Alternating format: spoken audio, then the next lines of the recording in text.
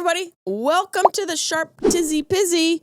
It's your girl, Jizzy. Oh, we don't want that name. Yikes. Gross. I'm here. I'm not queer, and I'm ready to have a beer. You know what? It's been a while since I had a cold brew. Nothing like a cold beer on a hot summer day. I don't know if there's other cultures that claim that sort of pastime, but I feel like that's a real American pastime. I love a cold brew. I haven't had one in a hot minute because I don't like IPAs. I feel like every other beer is an IPA. Why do you have to be so fancy? Also, why does it feel like my tongue is about to bubble out of my mouth? What's that flavor that comes out of the back of a sip of an IPA? It's like bitter. It tastes like the inside of your stepdad's shoe. Like it's gross, but it feels like home. It's always some flavors and smells are always associated with stepdads and vice versa.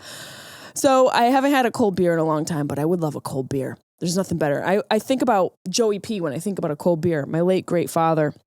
That man loved summer. He loved sitting in the sun. He would get darker than bacon, cooked bacon. My father looked like he just came over on the boat in the summertime, even in the wintertime, because he still retained a lot of his color. But seeing my dad sitting on a lawn chair with a cold beer, you would assume that he just got done working at Home Depot. He looked like an immigrant. And in many ways, he was. One generation removed, 1.5. But I sit here without a beer and I'm feeling parched. And we're going to get right into it. There's a lot of things happening in the world, always, constantly. A lot of negative stuff, but there's also some positive. That's what this podcast is for, to sort of bring light to all this stuff. And to keep this podcast going, please hit like and subscribe to the YouTube page. That helps us out and is very appreciated. Make sure you hit likes on this video, hit thumbs up. Also, rate the podcast if you're listening to it. That's right, 5-star, baby. We're going to read some of these 5-star reviews. What do we have? We've got a couple. People leave 5-star reviews. You can write me a 5-star review if you want. I appreciate it. I think it's really thoughtful when you actually take the time to say something. There were a couple here. Let's see. Oh, I just clicked to write a review. I have not written one for myself. Maybe I should. Did we read this one? As a gay semi truck driver in the Midwest, I need all the comedy I can get to deal with these fools on the road. Rob. Hilarious. I'm happy to keep the gay truck drivers entertained. Hey, if you're listening from inside of a truck, I want to hear from you.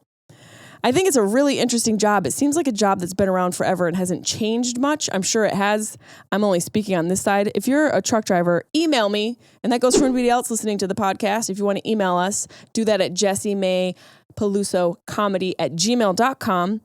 Shoot us an email. But if you're a truck driver, I want to hear about your life. Tell me the tricks of the trade. What are some crazy things you've seen? And have you had some time with a lot lizard? I've heard of these lot lizards. Don't try and tell me that I don't know what I'm talking about. I may not be a truck driver, but I know some of the ins and outs.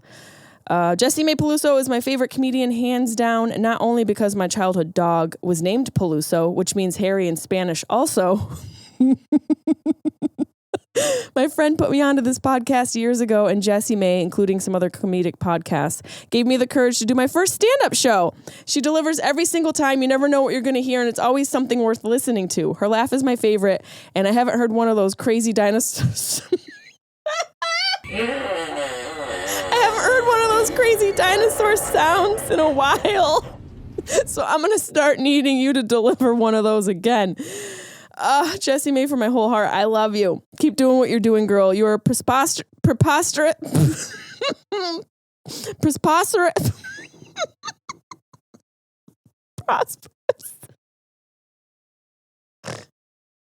Abundant, and you're adored. Oh, God. I love you guys. I love you so much. Don't forget you can call the pod. 513-916-0930. Give us a call. Leave us a message. I think we might have one of those as well. Let's see. Shoot us a text. Give us a call. You can leave a voicemail. We can play that as well. This one says, hello, can I still leave a message to be played on your podcast? I'm going to respond to them right now. Yes, you can. I am reading your text on the pod now. Hurry up. Maybe this person will call while we're recording. That would be hilarious. Can I text a link here? Some of you guys don't understand how text messaging works. I think you're a little bit confused. Let's see. This is somebody trying to get me to work at a different type of job. That's interesting. Let's see. There's a couple phone calls here. Here we go. Oh, let's play this one. Hello, Jessimae. This is Eric Erickson. I just wanted to say I've enjoyed your posts and reading them as well, and just wanted to wish you good luck in your new venture. I myself am currently about maybe 2 or 3 days from my own little venture, and it just made me think about the one that you had to take recently, and I'm doing the best I can, and I'm looking forward to, as my friends put it, my 3.0. Anyway, enjoy your work. I wish you all the luck out there in your new home, and good luck to you, and good fortune. Thanks for listening. Bye. Eric Erickson. I recognize that name. I think you sometimes message me or you send me stuff on Instagram. If it's not me, it's Deb also helps me out, but I usually respond to people. Eric Erickson, that name sounds really familiar. And it sounds like you're in a pivot in your life, which is amazing. A pivot's a great place to be. It forces you to change. And I think you're referring to me selling my childhood home. It sounds like you might be embarking on that adventure. And if you are, I wish you all the luck. Fully communicate with your siblings, fully communicate what you need, bring a lot of boxes, and it will take a lot longer than you think. And take all the time you need as well. Don't rush through that, because we rushed through it, and there are still some days where I sit and think about all the things we threw out, and I lose sleep. I lose a lot of sleep. Let's do another one here. I think this is Meryl, the new Patreon. Jessimae, it's Meryl. Hi, how are you? Sorry I've been so rude and haven't called you sooner. I don't know what to say. It's so amazing to connect through technology in such a beautiful, positive way. And thank you for making my life so magical. And the package is going out to you tomorrow. So something special is coming in the mail by UPS. What? And I don't know what to say. Oh, I must be getting something soon. I just thank you. Thank you for everything. Me looking around. You've made my life to see if I got it already. Filled with joy. And hi, it's me. So I hope you have a wonderful Sunday night and that your weekend has been okay and magical and everything's good, and I love you and love what you do, and thank you for everything, and I'll see you when I see you. So I'll talk soon. Bye. Meryl, you're just a beam of joy. Where's my freaking gift? I only got stuff from the Adam Carolla show when I did his podcast. They're finally doing gift bags. Took that a while. Get the gift bag ready to go. I love a gift bag. So I look forward to whatever you're sending me, Meryl. Yeah, you guys can give us a call, 513-916-0930. And don't forget to subscribe to the Patreon page, patreon.com/Jessimae Peluso, if you want exclusivo content. And don't forget, guys, my fall tour, the Hot Sister Comedy Tour, is coming to you this fall. La Jolla, California, Omaha, Nebraska, Las Vegas, Springfield, Mass, Boston, Massachusetts, a couple places in New York State. You can check out all the dates at jessimae.com/tour and check out the new merch alert. My Hot Sister hat is on my head right now, designed and in inventory, ready to be shipped out. You guys should know a portion of however you support me goes towards the Alzheimer's Association and Hilarity for Charity. So by supporting me, you're supporting a good cause. Yeah! How great is that? So I made a mistake on last week's episode. First, let me apply some lip gloss. Anybody who's here for the first time, it's just what I do. I like to reapply and apply. A girl's got to look good for the show. You know? And as I'm here talking, I feel how dry my lips are. I realized I forgot to put some on. So I made a mistake when I was talking about Poltergeist. I believe I was talking about it last episode or the episode before that. I referenced the paranormal doctor who came and she said, this house is clear. I said Martha Lesh was a doctor in that movie. And she's the first one who shows up.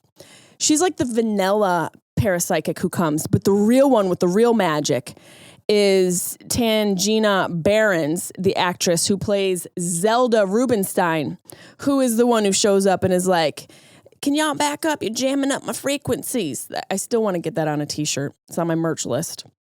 And she's there. And then when she's all done, she's like, this house is clear. And that line was so popular from the movie that I even think Jim Carrey made fun of it in Ace Ventura. I think when he's having the freak out, when all the detectives show up at Ace Ventura, he's like, this house is clear. I'm almost positive. I'm remembering that right. So that's a correction. And if you guys have any corrections, you can shove them where the sun don't shine. Okay.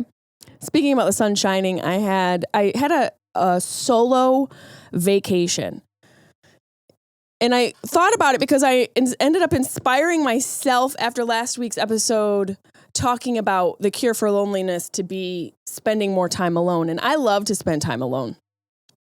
It's a time for me to really recuperate and recharge. It's how I recharge, even alone for my dogs. But I do love to spend time with my dogs. I like to snuggle in there and smell them. Something about Chaplin, side note. Let me have a little ADD sidebar here, if I may. Chaplin is like half Chihuahua, half Middle Earth creature. I don't know what he is. I think he's half Fraggle. He smells so bad. He's 4 pounds and he's my stinkiest dog. And he by far is the stinkiest thing I've ever smelled in my life. So when I'm snuggling him, you know I love him because I'm putting my nose right in all that funky fur. I even took a break from him. And I went to Santa Barbara. My girlfriend's band was playing. And I had a meeting with Autumn Brands, which is a cannabis company, female-owned cannabis company in Santa Barbara. They use, I think, almost zero, if not zero pesticides on their plant, and it makes a big difference. I saw their grow, and it was so beautiful. The process they have going on is amazing, and their product is just outstanding. I bought their product for everybody during Christmas last year, and I actually hit them up because I ended up having to give and forfeit the can of pre-rolls that I had at the Chicago airport. I think it was Chicago O'Hare Airport, to the amnesty box there because I didn't want to get arrested.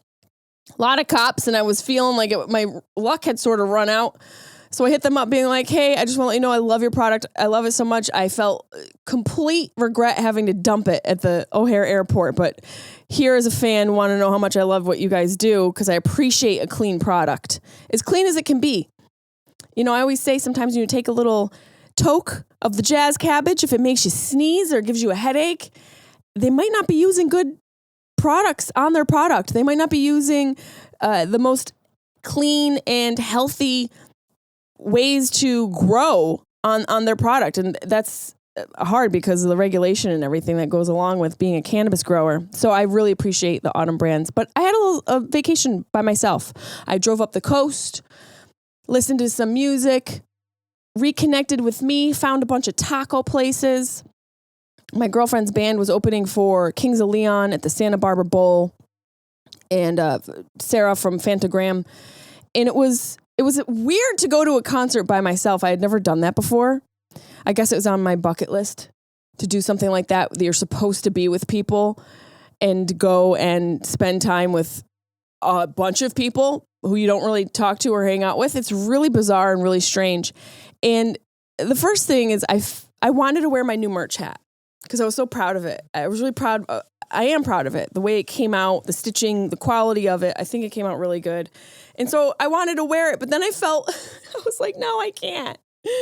I can't wear it. I'll look stupid. And people ask me, or people will think I think I'm the hot sister, even though it's not referencing to that. It's a joke in my set. But I felt insecure about it. And I felt like it wasn't cool, to wear my own merch, even though here I am sitting in my own merch shirt and my own merch hat, trying to sort of recuperate and get a little redemption from the show. But as I'm there at the concert, I saw this woman wearing a hat that said "Eat Caviar." And it was almost exactly designed the same as mine. And I thought, well, what does that mean? And then I wanted caviar. And I thought, well, maybe that's her brand and she's confident wearing that hat. I should have wore my hat. Because my hat, there's probably a bunch of sisters that feel hot. Or they buy it for their sister and make her feel hot. So it changed my whole view and changed how I felt about wearing the hot sister hat. And you know what? Yeah. So what? Yeah. If you see me wearing this hat, so what if I think I'm the hot sister? I might die tomorrow. At least I died thinking I was something special. You know, I don't think there's anything wrong with that. Going out with a little confidence. Too many people die insecure. I'm going to go out confidently. So to the woman wearing the Eat Caviar hat, I say touche. I'm going to raise you a hot sister hat. And something strange at the concert. There were babies. There were babies at a concert? Why? When is that okay? What baby's a Kings of Leon fan? And furthermore, what baby's a fan of Phantogram? I love Phantogram. It's one of my favorite bands. And I'm not just saying that because I'm friends with them. I actually love the music. I love the music before I even knew them.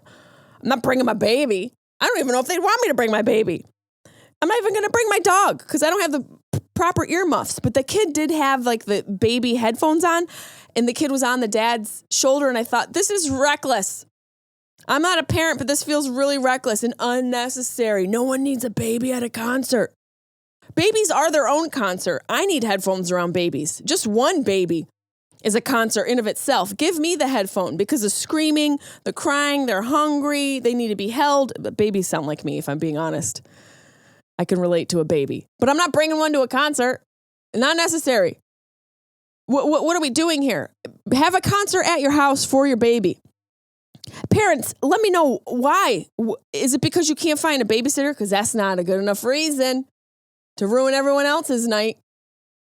I will say my sister did raise her kids to be able to be in every situation, sound-wise, because they live a loud life. And she brought those kids everywhere. But no babies at concerts. Unnecessary. It's rude. Get a babysitter. I'm available. I'll do it for free. I can't guarantee the kid's going to be returned in the same shape it was given to me. But look, you get what you pay for. And you didn't pay for anything. So go enjoy Kenny G. Actually, I guess that's the only concert you could bring a baby to. Kenny G concert. It's probably all babies and headphones. That guy's weird. But I just felt weird seeing this baby there. I'm like, why is this? Why? Why are we bringing a baby? The Santa Barbara Bowl? No, absolutely not. That should go in the absolutely not section for sure. You know what else is going in the absolutely not section? Check your fridge. The CDC warns against eating recalled deli meat as deadly Listeria outbreak expands. So we thought this was over. We thought the Listeria thing was all controlled and contained. Oh, no. No. Boar's Head recalled some of its deli meats after they were linked with a Listeria outbreak. What is this, the early 1900s? Hurts to say I was born in the 1900s. When someone said it that way one day, I was like, damn. I don't even like that we can say that. It makes me feel like I came over on the Mayflower or something. Brutal. The U.S. Centers for Disease Control and Prevention is reminding the public to avoid eating recalled deli meats amid a Listeria outbreak. It has expanded to become the nation's largest since 2011. They issued a recall in late July for more than 7.2 million pounds of its ready-to-eat liverwurst. Who's eating liverwurst? It doesn't sound good. Literally, worst is in the name.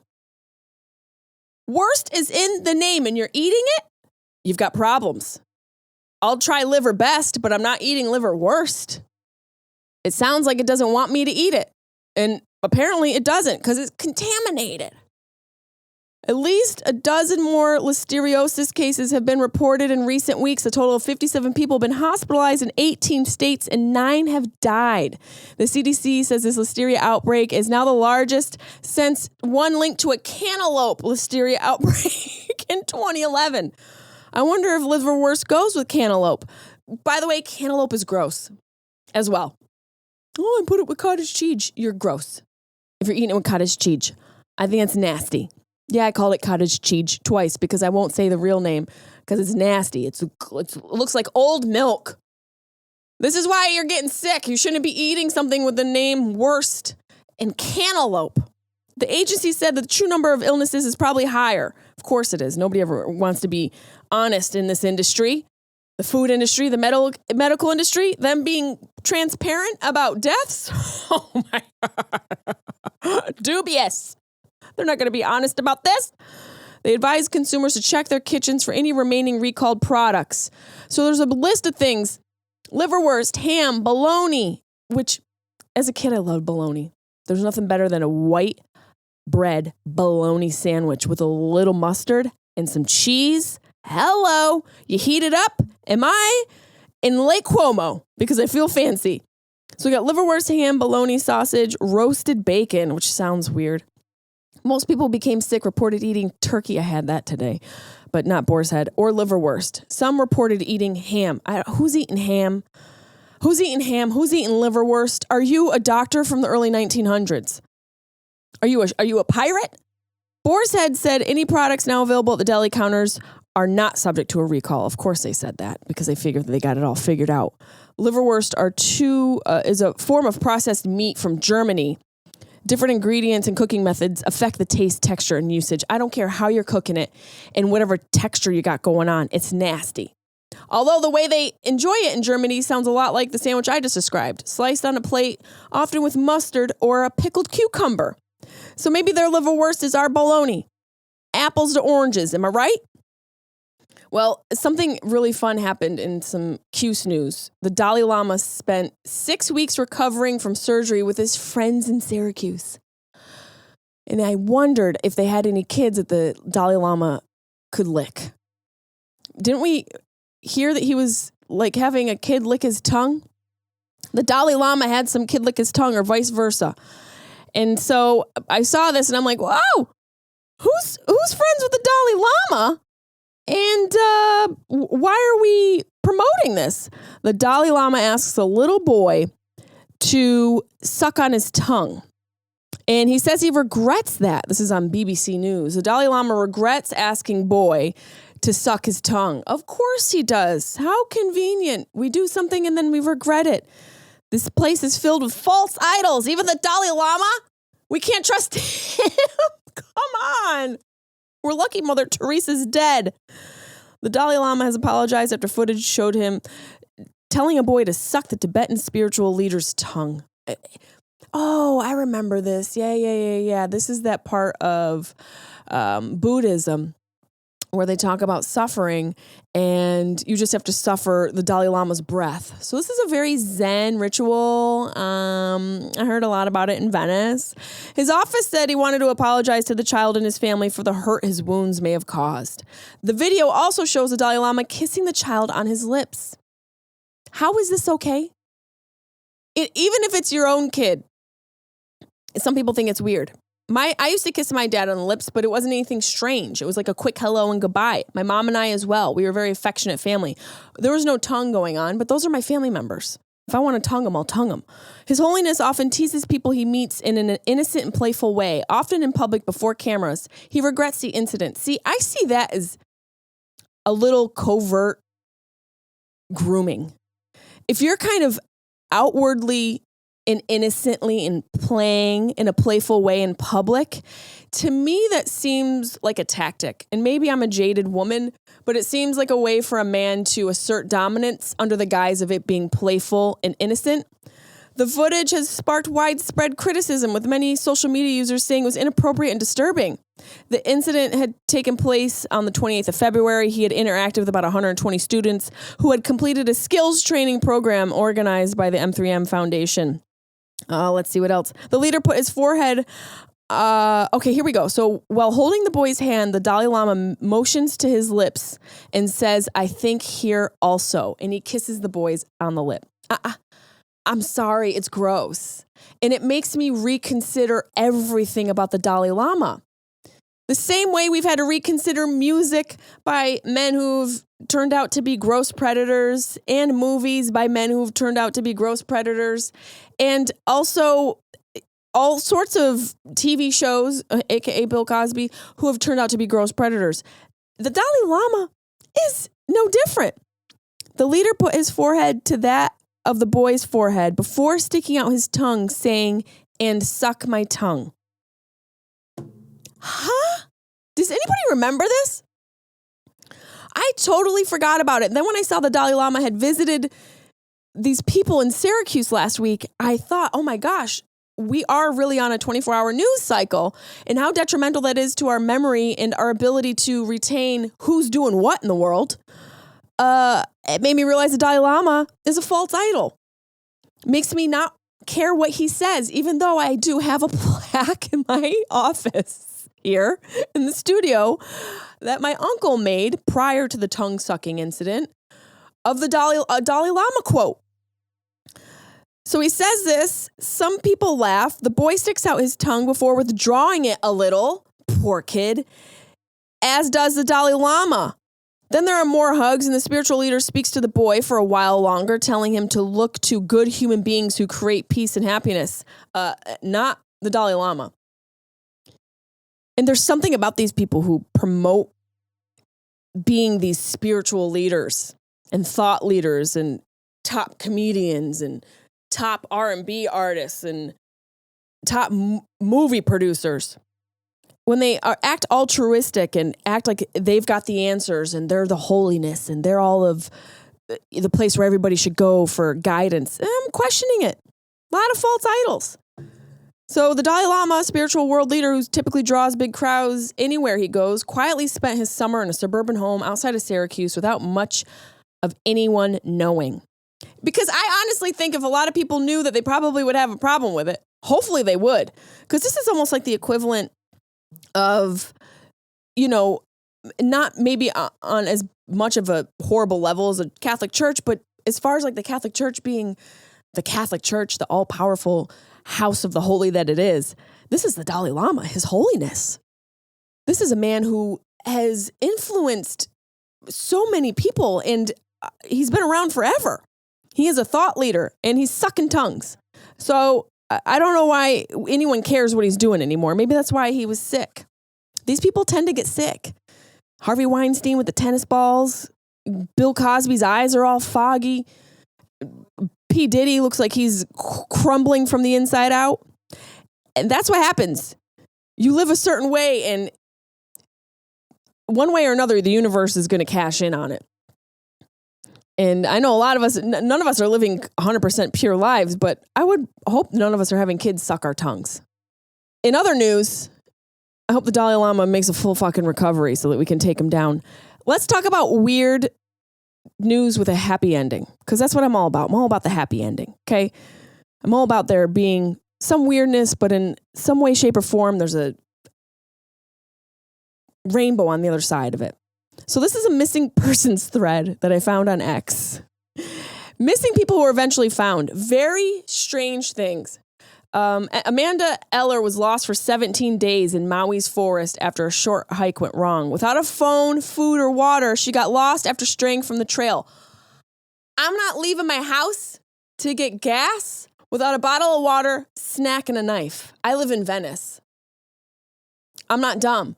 And I'm sure as hell not going on a hike in Hawaii without stuff. I'm not calling this girl dumb. I'm saying I don't want to be dumb. And I know my surroundings. So maybe this girl just assumed because it's Hawaii and beautiful, I don't need it, I'll be fine. You can't listen to everybody else. You've always got to be prepared, especially as a chick. Despite being sunburned, some leg injuries, and losing her shoes. How'd that happen? I bet the Maui ghosts took them from her. She survived on berries, stream water, and sleeping in leaves. Sounds like a dream, to be honest. Sounds like an orangutan's dream. A rescue helicopter finally found her atop a waterfall, and she looked like most women I know today, stressed out and starving. This one, you guys might know this story. I'm glad she was found. She found her way to a waterfall. Always climb high if you get lost. Climb high and make friends with the locals. Maybe not, because you might get shot if you show up on their beach and they're an indigenous tribe. In 1991, 11-year-old J.C. Dugard, do you guys remember the story? She was kidnapped while waiting for the school bus. 18 years later, a parole officer discovered J.C. when investigating her abductor, Philip Garrido, and his wife. J.C. she'd been forced to bear 2 children for these people and had been kept for years in a series of tents and sheds in their backyard. She had been trained to not talk about her real life, but to pretend she and her daughter were all Nancy's children instead. This is so horrible that people actually do this to people. It's a nightmare. And she had to bear children. This is why it's so stressful to be a parent, that this is even a possibility. So I don't blame you being a helicopter parent. Tie your kids to you. Every time you go out with your children, you should have a chain link attached to all of you, and you form a human chain as you walk to wherever you're walking. Because these sort of stories, although not very common, do happen. But she did make it home. But I mean, she had kids with these people. And these are people who, like, do we need them in life? I feel like we could get rid of them, or at least make them work jobs, make them clean the side of the highway, make them do jobs that nobody wants to do. They're lowlives. This one is crazy. This one is really disturbing. Natasha Ann Ryan disappeared from Rockhampton, Queensland in 1998 at age 14. Initially, police didn't take it seriously as she had run away with her 21-year-old boyfriend, Scott Black, a month earlier. Fears grew when several women went missing in the area around the same time, and a serial killer named Leonard John Fraser confessed to killing her, though her body was never found. Her family held a memorial in 2001. So 2 years after she went missing, they held a memorial for her. However, during Fraser's 2003 trial, that's the serial killer, Natasha was found alive, hiding at her boyfriend's house, where she'd been living voluntarily since her disappearance. This girl wasn't dead. Can you imagine being the family? And she probably knew they had a vigil for her and a funeral, and you show up. This is the best comeback that's happened since NKOTB's concerts that are happening and have been happening for the past few years. This is beyond that. This is like boy band times 10. She said, "Hold my beer. I've been at my boyfriend's house." Can you imagine being her family and feeling like, well, I guess nothing says you don't like your family more than faking your own death and living at your boyfriend's house? And what boyfriend's even that good at that age? My boyfriend at 14 was so dumb. Sorry, Andy, but you were kind of dumb. Let's do another one. On January 21st, 1987, Gabriel Nagy, the father of two, disappeared after withdrawing money from his bank. Shady, ask the wife. There were no clues as to his whereabouts for 23 years. All that is known is that he suffered a severe blow to the back of the head that left him with total amnesia. Eventually, he recalled his name and applied for a Medicare card, which brought him to the attention of a constable who had never given up looking for him. So this is strange. So this guy gets bashed in the back of his head. All the money is withdrawn from his bank, and he just sort of comes back after 23 years. I'm going to blame the wife. Is there a wife involved? Let's see. Did anybody say anything about this? That's a really weird one. I wonder if no one said anything about it. Okay, well, I guess his wife just bashed him in the back of the head, took his money, and stuck around. It was like, oh, yeah. It's like that movie. There's a movie like that with Channing Tatum where he had to, reconnect with his wife. He either pretended to be the husband after she woke up. And then there was one movie with Sandra Bullock where that happened, and she faked it. This is an earlier movie. Sandra Bullock pretended to be the guy's wife because he was well off. Well, remember that movie, Deb? Oh, my gosh. Let's see. Sandra Bullock amnesia movie. While you were sleeping. This movie is so messed up. While you were sleeping. So basically this guy, he falls on a platform, I think. And she pretends to be his fiance. And so while he's in this coma, she's ingratiating herself to the family and is moving in on the family. And we're all just oh yeah, this is normal. This is like a Netflix murder documentary. And I forget who the guy is. Let's see. While you were sleeping movie. Let's see. I forget who I think it was Bill Pullman? I could be wrong. While you were sleeping film. All these pop-ups. American romantic comedy film directed by John Turteltaub. Sounds like a weird fucking turtle taub. Sounds like an accessory you have for a turtle. Stars Sandra Bullock, and Bill Pullman as a brother of a man whose life she saves. Okay, with Peter Gallagher. Peter Gallagher was the guy who passes out. I think she ends up actually falling in love with Bill Pullman. I don't want to be a spoiler alert, but you should watch this movie. It's ridiculous. It's absolutely ridiculous. That's probably what happened to this guy.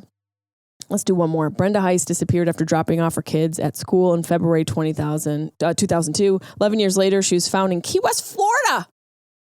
She got sick of her kids. Solved it. Investigators said she was upset about an upcoming divorce. Brenda survived by joining a group of homeless people living in tents under bridges and eating scraps of food. That's how much you hate your kids. You're willing to run away to Key West, Florida, which is pretty great. But by the way, there are homeless people in Key West, but not that many because they don't deal with it. And there really aren't bridges in Key West, Florida. Key West, Florida is an island. So the only bridge is that one really long bridge that connects Key West to the mainland. And no homeless people are living underneath that. Hate to tell you, unless they're aquatic people. Are they mermen and mermaids? But somehow this lady was in Key West, Florida, and she decided, do I want to be a mother and wife, or do I want to be a homeless crackhead? She chose to be a homeless crackhead. And that's got to hurt as a family to realize that that's the life that they chose. Besides you, they chose to live with homeless crackheads in Florida. Well, you can't beat that weather, can you? I don't think you can. There's so many more things I want to say to you guys. I wanted to pop on and say hello. The one thing I'm worried about, next week we're going to talk about the Swan. This isn't what I'm worried about, but I want to talk about the Swan show. I asked a bunch of people online what they thought about that. I don't know if you guys remembered the show, but it was like the first plastic surgery reality TV series where ugly people went on to become beautiful. And it's so problematic, and I can't believe it was a show we actually had on air. So we're going to be talking about that next week. There's a bunch of opinions that my fans submitted based on that. And there's a couple other news stories I want to get to. But I talked about this before we go. The NASA astronauts who basically my projection and my prediction as to what's going to happen with these astronauts that are stuck at the International Space Station. If you haven't been following along, these 2 astronauts were sent on what was supposed to be an 8-day mission is now going to turn into an 8-month, 9-month, maybe even a year mission because the Boeing parts of the spacecraft have not worked.